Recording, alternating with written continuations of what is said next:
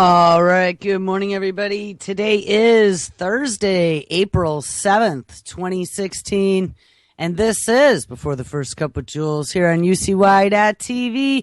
Happy Thursday, everyone. We've almost made it. It is 42 degrees and really overcast, looking like it's going to rain here any second in upstate New York. But the snow is almost gone, and actually we just got an update. It's 52, not 42. I don't know, my little app, first time I loaded it, said it was 0 degrees Fahrenheit. I had to close it and reopen it, so I guess it's warmer than I thought. It's 52 degrees and overcast. So you know what? I'll give a hooray for that. My piles of snow from last weekend are almost gone. All right, so where do we leave off yesterday? We titled the show Government Override on Self-Driving Cars, AI, and Robot Naughty Bits. I told you I was going to call it that.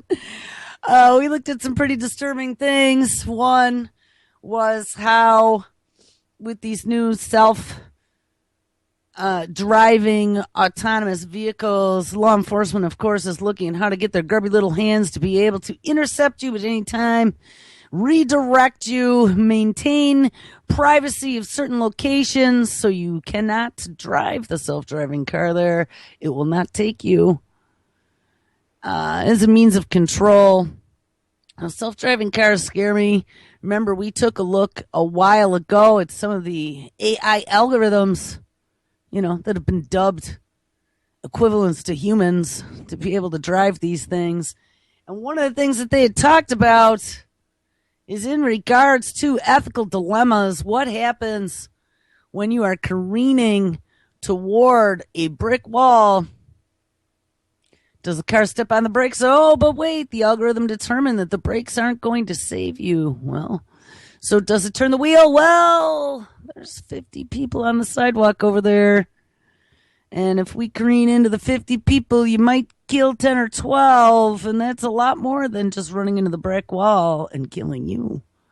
And so it might determine on its own that it is better to kill you than to potentially harm the 50 pedestrians on the sidewalk.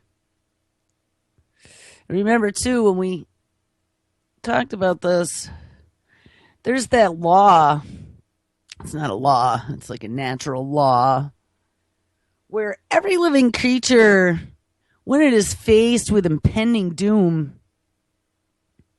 comes back and tries to fight for like the last second for self-preservation. And there aren't any ethical thoughts to that. There aren't any, am I going to be doing something bad by killing somebody else to keep myself alive? I mean, think about when you have a drowning man or woman, anybody, a drowning person, and you swim out to save that person. And one of the things they tell you in lifeguard school, because I took that class years and years ago, and all the, the CPR, whatever stuff way back. But one of the things they teach you when going in to save somebody who is drowning is don't get too close to them.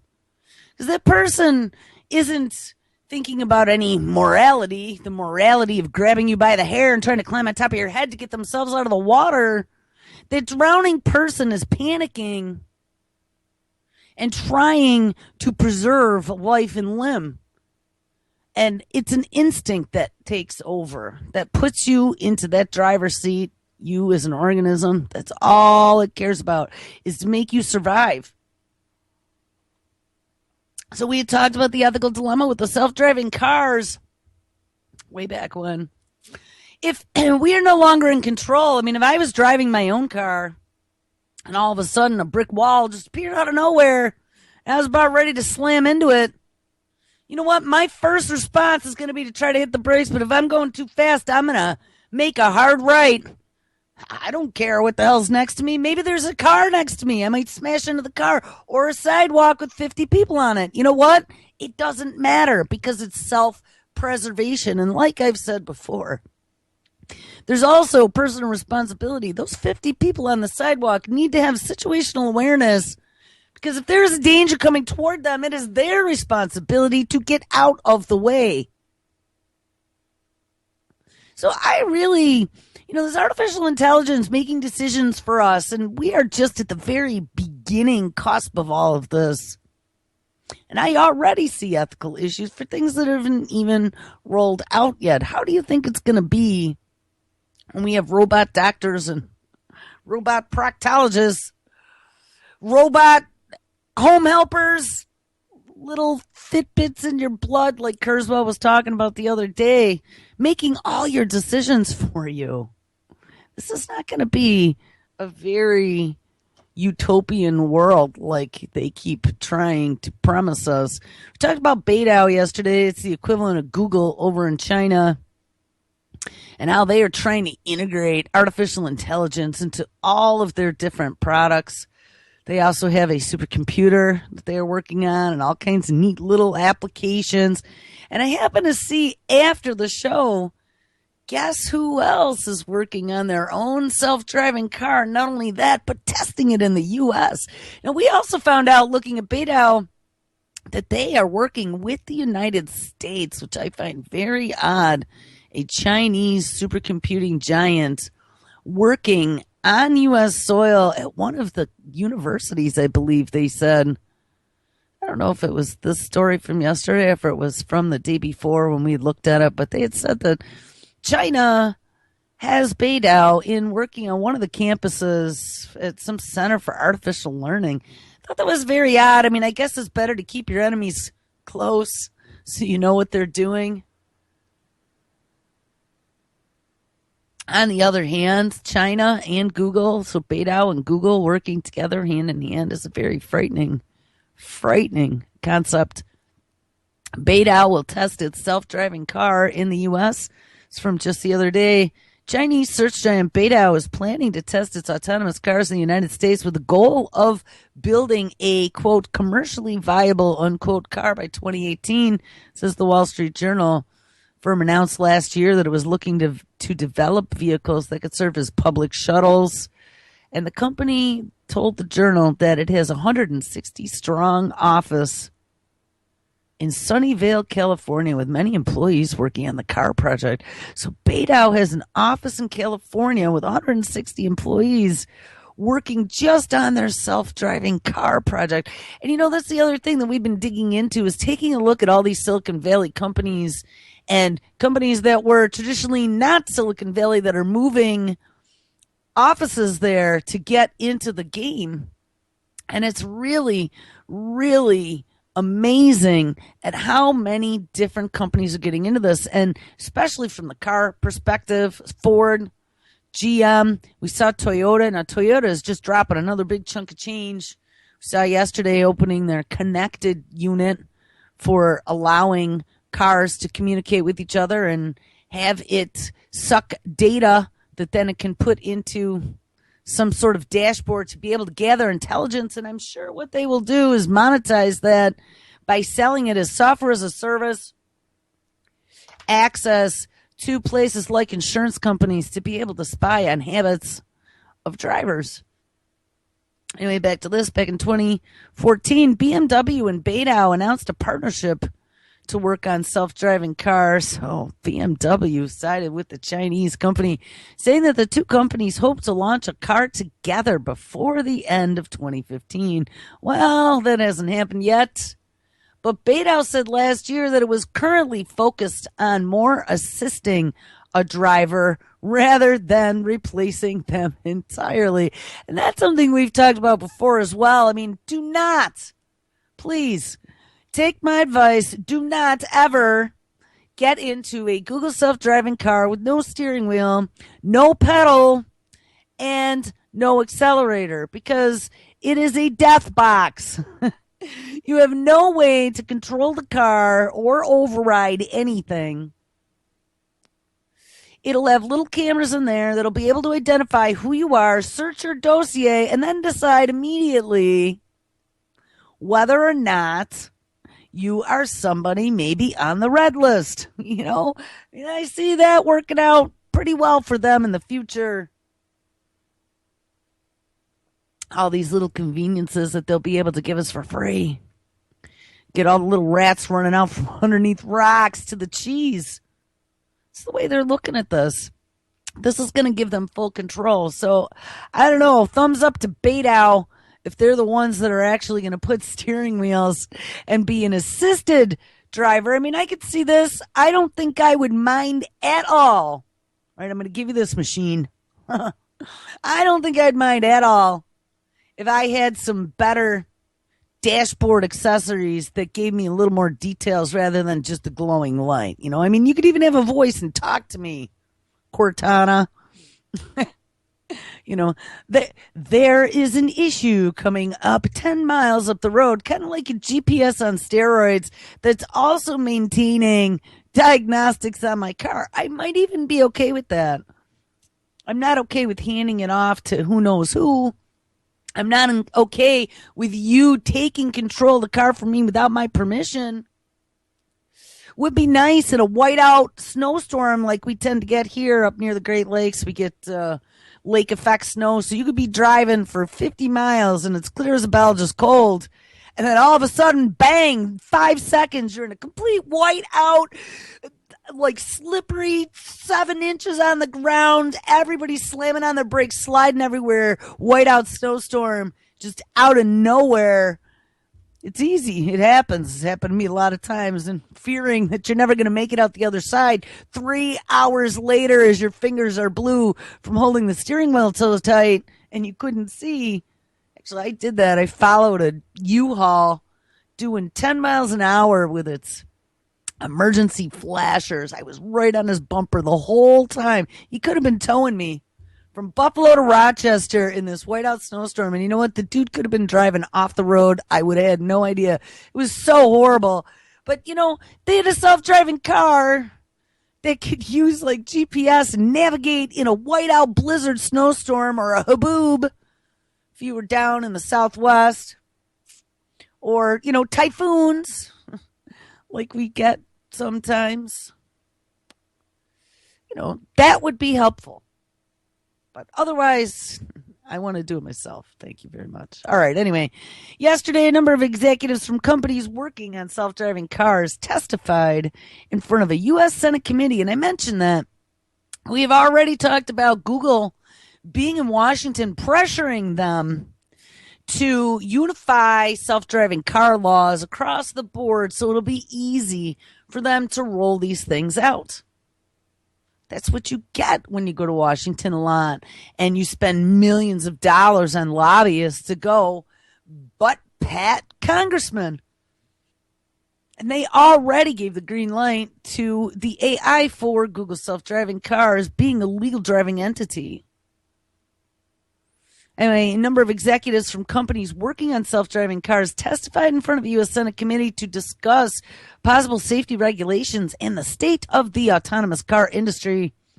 Beidou is one of many working on cars, but if its cars are ready for testing on the American roads, the company would seem to find itself in good company. Dun, dun, dun. Self-driving car makers deflect privacy and security questions in Congress. Yeah, it looks like, you know, they're asking a lot of questions. These guys don't want questions asked. Executives from Google, General Motors, Delphi, they're up here in Buffalo, and Lyft, Lyft, appeared before a U.S. Senate committee on Tuesday, March 15th, to testify on their latest efforts to bring self-driving cars to the public, but asked whether they support a bill to require anti-hacking safeguards in connected and autonomous cars. And remember, we talked about that yesterday. Those cars are so beyond hackable right now. And there have been congressmen and different lawmakers out there warning that if they let these things go on the road the way they are, people are going to die. And it might not be the self-driving car taking control on its own that kills somebody. Though, like I said, I pointed out that algorithm to kill less people if there's an accident, that might kill people. But they are talking about the ability, as shown in 60 Minutes with DARPA Dan, how easy it is to hack a vehicle and take control of its systems. You know, even after that, After everyone came out and said, oh, no, no, no, DARPA Dan exaggerated how easy it was to hack into things. Well, actually, he didn't. But after that, somebody hacked a Jeep Cherokee to boot and showed how simple it was. And by the way, that DARPA clip I had mentioned yesterday in regards to that woman talking about hacking the cars long before Michael Hastings, I found it. I had to remember the keywords. Her name is Kathleen Fisher, and she's a program manager out of DARPA. The video came out in 2012. It's on DARPA TV YouTube channel. That's youtube.com/DARPA TV. And if you just search DARPA Kathleen Fisher, you will find it. It's called DARPA PM Kathleen Fisher, High Assurance Systems. And this is talking about all these autonomous systems out there and how easy they are to be hacked. And that's where she mentions that they can even hack these cars with a plain, simple CD by putting something in under, I was assuming under the music, tone-wise, that could activate different things within the car, whether it be your windshield or your windshield wipers or your brakes. So, and the fact that they're making a big deal about this on Capitol Hill, worries me, because these guys usually just go along with the agenda. Anyway, but when asked whether they support a bill to require anti-hacking safeguards in connected and autonomous cars, the car companies studied through a series of non-answers. Their reticence isn't unusual. Most corporate-minded individuals view the prospect of new government mandates with a certain queasiness, but the squirming on display in Congress today, ding, ding, could hint at a future conflict down the road should lawmakers continue to pursue legal checks on the new self-driving vehicle technology. Like, how dare they? How dare regulatory agencies put safety regulations and privacy regulations on this unchecked takeover by technology? How dare they? We gave them $1 bazillion. That meant shut up and let it pass. And here, Ed Markey, he's the congressman I was talking about that introduced the bill trying to force these car companies to fix all these big gaping holes in security. The questioning was led by Senator Edward Markey, Democrat from Massachusetts, who's sponsoring a bill with Senator Richard Blumenthal, Democrat from Connecticut, to require the Federal Trade Commission and the National Highway Traffic Safety Administration to develop standards to protect drivers' privacy and to potentially stop deadly hacks. Markey went down the line asking each of the executives to state yes or no as to whether they supported mandatory privacy and safety standards. And in response, he got a lot of deflection, as you would imagine. We haven't determined whether we need mandatory standards or not, says Glenn DeVos, Vice President for Global Engineering at Delphi. So we haven't determined yet whether we need standards. No. We think we need a more flexible approach. That's more preferable, says Mike Abelson, Vice President of GM. Google is attacked on a regular basis, said that company's head of self-driving cars, Chris Urmson. We have hundreds of people devoted to cybersecurity. The translation, butt out, Mr. Senator. That's what I said. We gave you more than enough money already. Shut up, zip it. We want to be able to get these things rolling. There's lots of money behind it, and we're all sitting there chomping at the bit with our stock options ready to roll. Markey was not happy with these responses. He said, I understand what you're saying. Well, I hope he gave it to him. Witnesses sat here 30 years ago and said the same thing about airbags and seatbelts. Zing! How could they leave that to the individual companies. It was really hard to mandate specific airbags, and it would be really, really expensive. Yeah, kind of like GMO labeling, too. You hear that same sob story. Boo-hoo. So I understand the consistency over these decades with your complaints. And at the same time, people expect airbags to protect their children, and they're going to expect certain standards across the board that are going to protect people. So there you go. In introducing his bill last year, Markey's office released a report that found nearly all cars on the market include wireless technology that could be vulnerable. And this is also this wireless technology that they were talking about now making like a wireless mesh network. And we used to have Muni wireless, where if you go downtown, you might be able to sit in the park and have a free hotspot or whatever, like they have at Starbucks. A lot of the municipalities and the cities were selling that, as a way to bring companies back into the downtowns years ago. And you would set it up with radios so they could all be overlapping, and you'd have this, what they'd call a mesh, pretty much across the whole city. Well, it got expensive if you were offering it for free. And I see now a lot of cities are offering like a few dollars a month deal to be able to get it. And hey, when you got to upgrade, who's going to pay for it? I'm running into that here. Free is free until you got to upgrade, and then it's no longer free, or you got to pay the bills.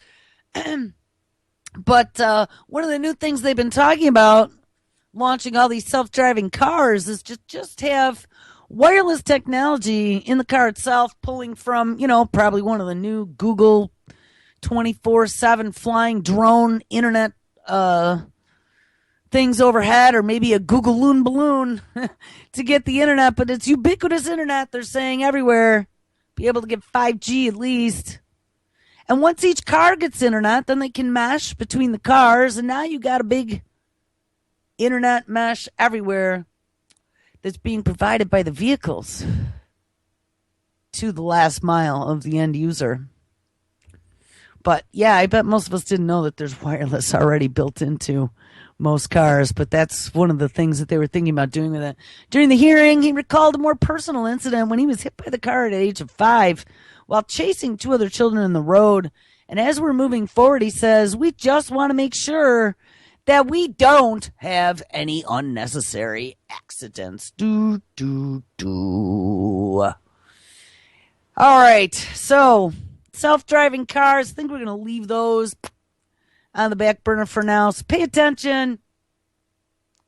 Car manufacturers, as well as the big internet giants, and remember, Apple is also included in those self-driving car projects that they're working on.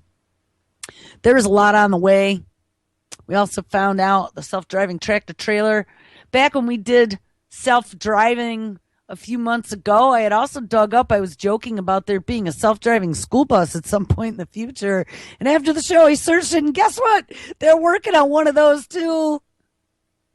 Unmanned aerial whatevers, flying gremlins, loading up the belly of a C-130 to let a swarm of little nasties go. And this is a pretty frightening future. I just saw yesterday too, back a few months ago, we discovered that Google had filed a patent for the autonomous drones that'll be used to deliver medicine. So like autonomous medevac drones. Well, guess what? There is a company out of California called Zipline, I believe. It looks like they got venture capital from Paul Allen, co-founder of Microsoft. And they've started doing the first tests, delivering medical supplies in Rwanda. Yes, what a great place to test it, in Africa. But someday we'll have that medevac Google drone flying to your front door, as well as Amazon delivering, Walmart. It's going to be just all kinds of crazy. All right, so where do we go from here? MIT Technology Review, self-taught robots. We've talked about this. We talked about Baxter. We talked about them uploading knowledge to this Borg cloud that all these robots will be able to tap off of. And the self-learning robots that Google and a Japanese firm are working on 2 separate projects where they can give a robot a task. The robot uses its VPU, its vision, takes images, takes shots, and each time it does the process, it takes pictures, figures out what it does wrong, and by the morning, it will have trained itself in the entire process and procedure that you've assigned it to. Of course, this will be wonderful for robots taking over all the factory jobs. Well, now, self-taught robot is ready to seize another warehouse job. A keen-eyed new robot looks poised to snag an important everyday warehouse job. Kinema Systems, another startup, there's just so many startups everywhere, based in Menlo Park, California, has developed a robot capable of breaking down pallets of boxes, no matter what size or shape they are or how they are packed together. This is a routine job at thousands of large stores, warehouses, and shipping companies. The aftermath of goods making their way through the supply line to your front door. This new robot uses simple suction systems to grab boxes, but it needs a state-of-the-art computer vision. Told you, there's that VPU. They're giving them senses, guys. State-of-the-art computer vision and machine learning to figure out how to grab them. The machine does not need to be programmed at all. Remember, they learn on their own now. And we also discovered that robots will evolve. They were doing some experiments on that in the lab already, and they showed a mother robot building baby robots and how any of her foibles were kept out of the new baby robot. So the baby robot was better than she was. Giving it anthropomorphic qualities. Anyway, the machine does not need to be programmed at all. Instead, it automatically calibrates itself and teaches itself how to break down boxes. This might be trivial for humans to grab a box, but it is hard for a computer to know where one box ends and another begins, especially if the boxes are covered with labels and packing tape, and if the robot does not place its suction device at the end of a box. There is a risk that it'll drop it. Sachina Chita, founder and CEO of Kinema, says the robot uses a combination of 2D and 3D vision as well as learning in order to grab boxes from a pallet. And the learning process also helps the robot deal with different environmental conditions such as changes in lighting. As it picks up things, it builds a model of each box. And in the future, it can use this model to speed things up. And what's really frightening about these learning robots is that anything they encounter, they're using as a learning experience. So we are unwittingly feeding data into the machine every day with stuff that we do online, whether it be, I'm talking into Skype right now. Well, I'm sure my voice is being encoded. They're translating it, trying to figure out things that I'm saying, because that's Microsoft's big thing here with translation. And I'm sure Google is taking all the weird searches that I do and trying to put together some sort of idea about what I'm going to do next. This whole predictive programming thing that they're working on.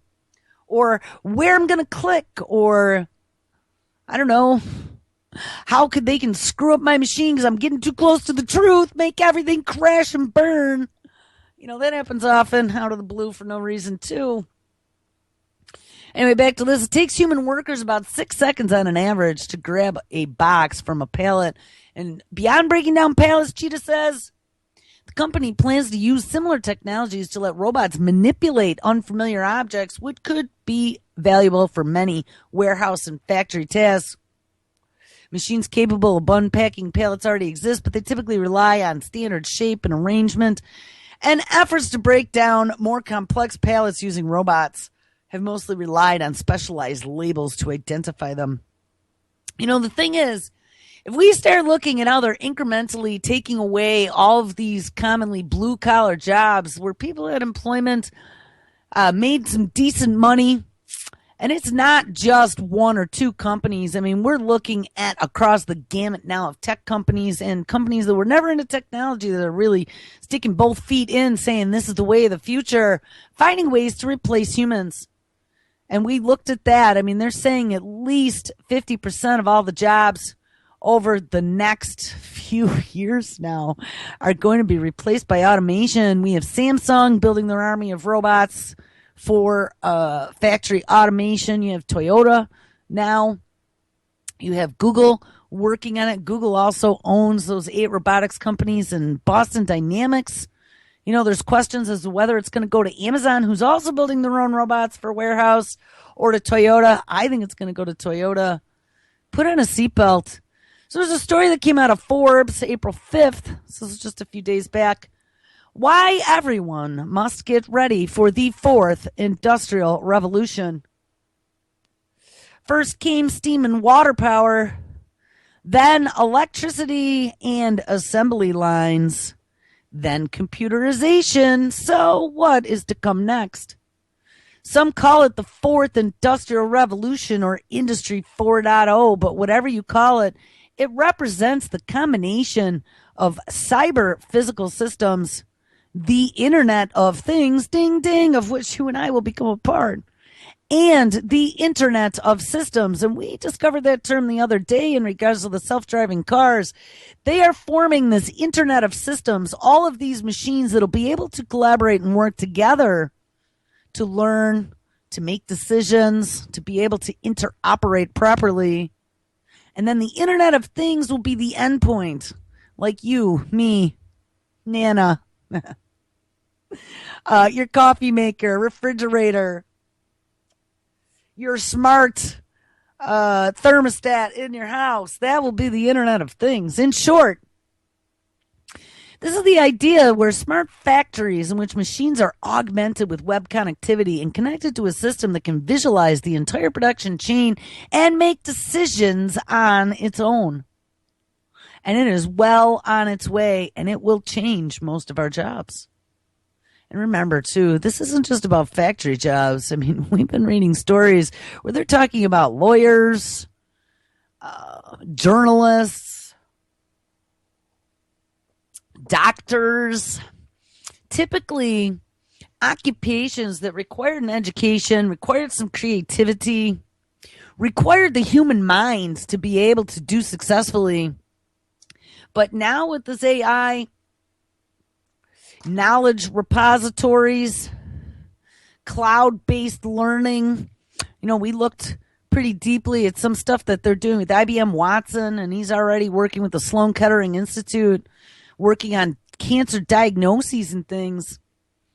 It's not going to be too much longer before we start seeing some really big mass unemployment. And of course, their solution is to give us money falling from the sky with their universal basic income, which isn't going to work out too well, people. Professor Klaus Schwab, founder and executive chairman of the World Economic Forum, has published a book entitled The 4th Industrial Revolution. How nice. He's the president of the World Economic Forum, i.e. Davos. So, they've been talking about this at Davos for a while. Don't think that they aren't fully aware in orchestrating this happening. He's published a book titled The 4th Industrial Revolution, in which he describes how this 4th revolution is fundamentally different from the last previous 3, which were characterized mainly by advances in technology. In this 4th revolution, we are facing a new range that combine the physical, digital, and and this has been all we talked about, the biological worlds. This is the merging of man and machine. This is the merging of biology and synthetic. And if we can keep going here and getting through these stories, we might actually get to some of the new stuff in the biological synthetic merging that I've had queued up here all week. These new technologies will impact all disciplines, economies, and industries, and even challenge our ideas about what it means to be what? Human. Yes, human 2.0 coming to a newborn unit near you. These technologies have great potential to continue to connect billions of more people to the web, drastically improving the efficiency of business and organizations, and help regenerate the natural environment. Ding. Remember the DARPA lady talking about DARPA planning on terraforming Mars in the future, but we're going to use the Earth as our test bed to terraform environments that have been so destroyed by pollution with these synthetic microbes that they've been designing at the Department of Energy. No, thank you. But you know, this is all happening, people. And it is happening without your consent or mine. We are being assimilated. They made that decision at these global economic forums that we are no longer needed. We're too expensive to pay for labor. And you know what? We got this TPP and the TTIP coming, which means we need dirt cheap labor. We don't want to be paying wages or vacations or health care or pensions. No, too expensive. Get a Baxter, $29.95. No, Baxter was like $35,000, I think I read, but the price is coming down. As more and more people want it, supply and demand, the price goes lower. It says anyway, and it'll help regenerate our natural environment through better asset management. So yeah, bag and tag every plant. Part of the Internet of Things, and potentially even undo all of the damage that the previous industrial revolutions have caused. Again, that's the terraforming stuff. I'm telling you, this is so bad news that most people only know the tip of the iceberg. And they're like, oh, DARPA's got some scary drones. Well, that's not even it, guys. That's like the happy, scary face of DARPA. There's mad science gone mad, absolute lunatic off the edge science going on right now that they've been sprinkling all over. And one of these days when it becomes apparent to too many people, they're going to go, oh, well, it's too late now. Where were you guys when we were working on this? There are a lot of scientists that are saying, back up the truck. We cannot have this. Where are the morals and ethics? Why are we not doing more research? But it's not happening. Psychopathic personalities are in charge. And that means 120 miles an hour to the brick wall and threaten you. That's what they do. We're all going to die. Woo! Give it up. No more carbon. Carbon quotient needs to come to zero, per Bill Gates at the TED conference a couple years back. All right. But there are also grave potential risks involved in this, and Schwab outlines his concerns that organizations could be unable or unwilling. Yes, resistant consumers sound like they are also worried about resistant corporations. Organizations that could be unable or unwilling to adapt these new technologies, and that there are governments that could fail to employ or regulate these technologies properly. We will be the rogue ones on that state-sponsored terror list if you do not comply. And of course, they're going to do it all in the name of carbon credits, climate change, this whole COP21 conference that they had a few months back in Geneva.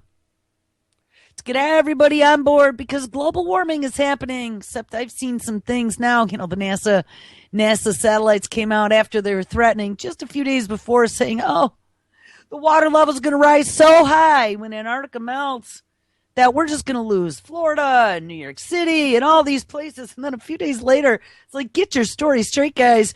NASA releases a study showing how the Antarctic the Antarctic ice shelf is actually increasing in size. And of course, they had science behind that where they were explaining, well, it doesn't mean that, but it is getting bigger. So who knows? I see things are cyclical.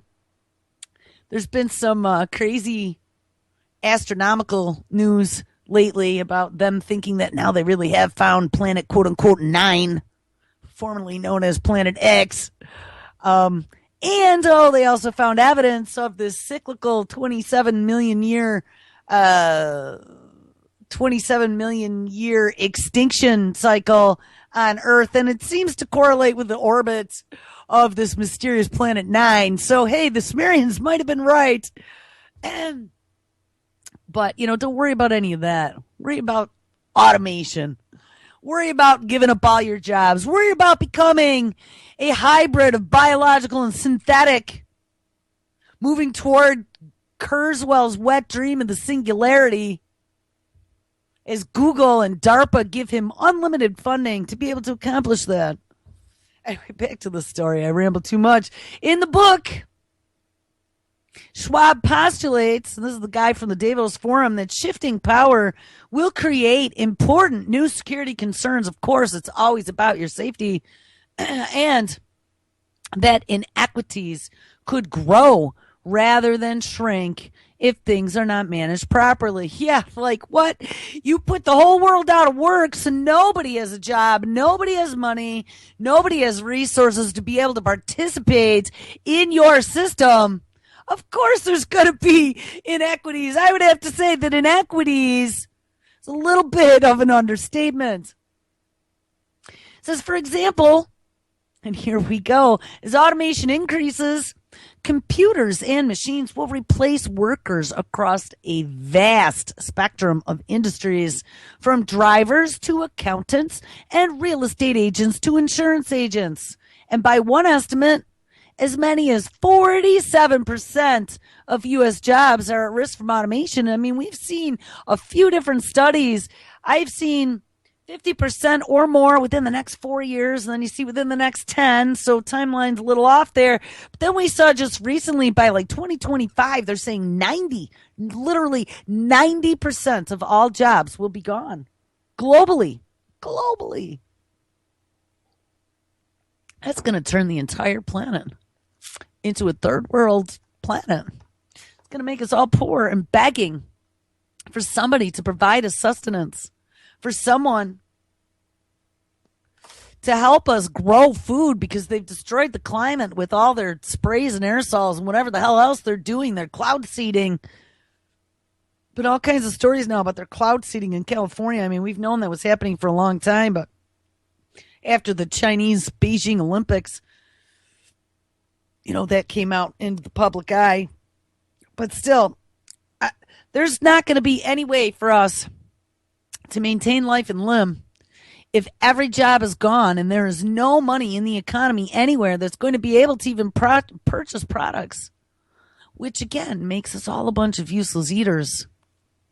And as they sprinkle us this universal basic income and give the world free money, don't think that you're going to be any type of important except as some sort of A, research rat, or B, I was just seeing they cracked some code where they were able to do a reverse photosynthesis. Did you see that? So instead of taking in sunlight and creating energy, they are now able to break down the plant material, and they're thinking maybe other biological biomass material, break it down and get energy out of it. So in the end, they'll be able to have green energy. Well, you and I are biomass too. Just saying. Many experts suggest that the fourth industrial revolution will benefit the rich much more than the poor, you think? Especially as low-skilled, low-wage jobs disappear in favor of automation. And soon it's going to be high-skilled jobs as well. But this isn't new. Historically, industrial revolutions have always begun with greater inequality, followed by periods of political and institutional change. Yes, and upheaval. The Industrial Revolution that began at the beginning of the 19th century originally led to huge polarization of wealth and power. That was where the Rockefellers and everything came from, wasn't it? Before being followed by nearly 100 years of change, including the spread of democracy, trade unions, progressive taxation, and the development of safety nets. Well, I'd have to say, if I had my choice, I don't think I'd want to be living in the beginning of the 19th century where all that crap was going on either. Seems a safe bet to say then that our current political, business, and social structures may not be ready or capable of absorbing all of the changes the fourth industrial revolution would bring, and that major changes to the very structure of our society might be inevitable. Like I've been saying, everyone's been talking about this crash. Oh, we're going to have a global crash. Oh, watch the price of gold. Okay, it's all manipulated. It's only going to crash when they want it to crash. They're going to give infusions and, backdoors, whatever they're doing, slipping gold around the globe and letting rich billionaires get off the hook until it's go time. And when it's go time, they're going to blame it on all the robots. That's all. It's not going to be a financial crash. There just aren't going to be any more jobs. But look, Johnny, we got this universal basic income, so it's going to be all better. We'll just give you money every month. Oh, wait, but money's dirty. And got to kill trees to print it anyway, because we don't do it on hemp anymore. So let's just make it all digital. Let's make it all digital. We'll give everybody access using their biometrics. And oh, by the way, like I said, this is part of the Internet of Things. Maybe now even the Internet of Systems, where they all work together. Your car door to let you into your self-driving car, your biometric scan to get into your house, being able to get on the internet with your biometrics so you are approved as not a rogue who's putting some sort of untruthfulness that Google's truth algorithm is now fighting against. Schwab says the changes are so profound that from the perspective of human history, there has never been a time of greater promise or potential peril. Ding, ding, ding, ding, ding. I'm on the peril side of things. I don't think this is going to be great promise. Like I said, it is not the white-roomed happy utopia where everyone's smiling and medicated and provided for. This is the dark, scary hallway with the door at the end with the bloody handprints that we're heading toward. Back to the story. This is the Schwab again from Davos. My concern, however, is that decision makers are too often caught in the traditional linear and non-disruptive thinking. This is what I was talking about. All of these are considered disruptive technologies. And when you unleash one disruptive technology, you turn an entire industry on its head. We are talking about unleashing 100 disruptive technologies right now. All these different things that we're talking about between nanotechnology and synthetic biology and the Brain Project and all this other crap. You're going to take all these disruptive technologies and take the entire world and flip it on its head is what is coming, people. People don't get that yet. It's all status quo. Let's keep doing what we're doing and worrying about politics. It's not about politics. This is about the survival of a species. This is about the survival of a country. It's going away. That whole New World Order all under one umbrella, I always used to think that was completely lunatic. This whole eugenics thing, too many people on the planet, I used to think that was completely lunatic too. The more and more we dig, and the further and further into the future we get, and more we see as to how all things are playing out here, I don't think any of it is lunatic anymore. I can absolutely see where this whole agenda is heading. And it's not going to be for the good of you or me. There's too many of us right now for them to control. However, my concern is, back to the story, that the decision makers are often too caught in traditional linear and non-disruptive thinking, or too absorbed by the immediate concerns to think strategically about the forces of disruption and innovation shaping our future. In order to thrive, business leaders will have to actively work to expand their thinking away from what has been traditionally done, including ideas and systems that may never have been considered. Business leaders must begin to question everything, from rethinking their strategies and business models to discovering the right investments in training and potentially disruptive R&D developments and investments. And, that is what these rich tech billionaires have been doing, is using their R&D investments in disruptive technology research. It's frightening because if this is a guy from Davos who's warning the corporate elite around the world that they better get with the game plan because what's coming is more disruptive than anything that has ever happened in the history of mankind. Guys, you better believe it. And I guess we're probably going to hit this last story. This one talks about China also getting in the game of a cashless future. Bring on the cashless future, says Bloomberg. Cash has had a pretty good run for 4,000 years or so. And in these days, though, notes and coins increasingly seem déclassé. They're dirty and dangerous, unwieldy and expensive, antiquated, and so very analog. Did they just say that about money? I mean, dirty, yes. When I touch a dollar bill, I got to wash my hands. Dangerous? Really? Oh, maybe it can fund terrorists under the table. Unwieldy? Like, I don't have dollar bills fighting in my pocket. Expensive? Well, maybe. The Federal Reserve. Antiquated and analog? Come on. I mean, they're pushing this, guys. It's coming. Digital currency is coming. They're going to flick that domino. Release the robots. All the jobs disappear. Now what are you going to do about it? Anyway, sensing this dissatisfaction with cash, entrepreneurs have introduced hundreds of digital currencies in the past few years, of which Bitcoin is only the most famous.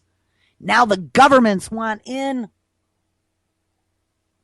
The People's Bank of China says it intends to issue a digital currency of its own.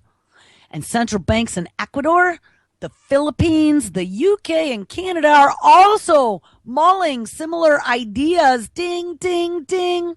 And at least one company thought about it and figured out how to make some profits. They've now sprung up to help them all along. Much depends on details, of course, but this is a welcoming trend.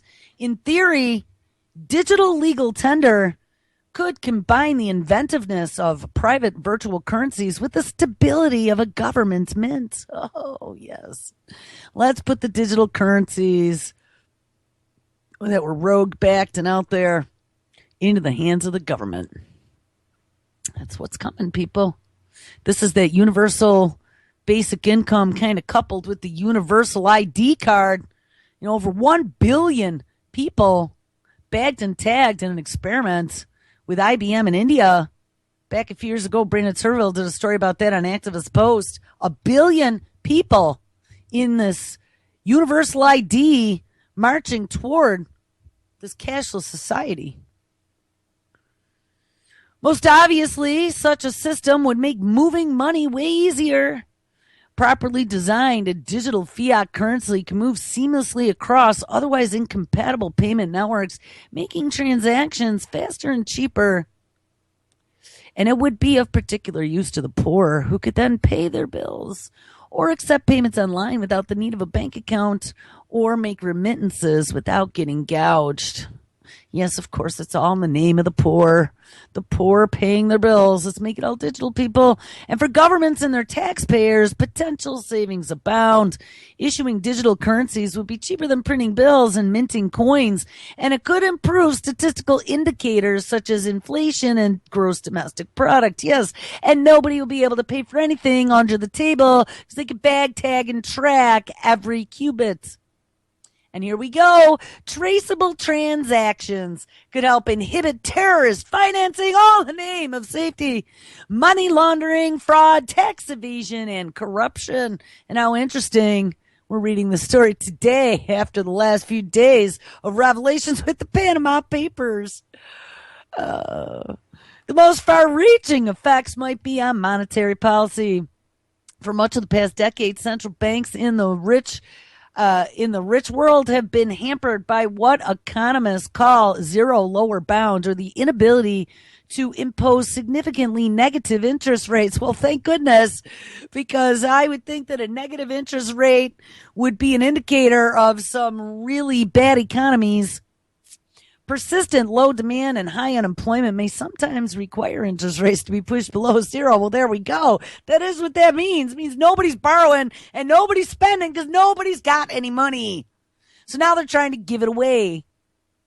But why keep money in a deposit whose value keeps shrinking when you can hold that cash instead, right? Don't save shit. That isn't the way the world works. Buy, spend. That's all about capitalism. And with rates near zero now, that conundrum has led policymakers to novel and unpredictable methods of stimulating the economy, such as large-scale bond buying. A digital legal tender could resolve this problem, thank goodness. Suppose the central banks charge the bank that deal with a fee for accepting paper currency. And in a way that could set an exchange rate between electronic and paper money. By raising the fee, it would cause paper money to depreciate against the electronic standard. What? So if you're holding paper money, they're going to make it go worth less and make electronic currency worth more. So eventually, in the end, your paper money won't be worth anything. So you know what? You resistant consumers, give it up now. Otherwise, you'll have nothing. This would eliminate the incentive to hold cash rather than digital money. Yes, force us. And allow the central bank to push the interest rate below zero and thereby boost consumption and investment. Man, talk about a completely rigged system. Governments must be alert to problems because the key to getting people to adopt such a digital currency system is trust. A rule that a person's transaction history could only be accessed with a court order, for instance, might alleviate privacy concerns. And harmonizing international regulations, yes, of course, one world government could encourage companies to keep experimenting. All right, guys, well, we'll continue on this tomorrow if you can believe it. The show is already done. Make sure you stick around. It's Thursday. Mr. Kevin Blanche is live up next. 3 p.m. Eastern. Ocelli Effect, brand new this afternoon. 7 p.m. live with Game On Run. Behind the Woodshed this week at 8.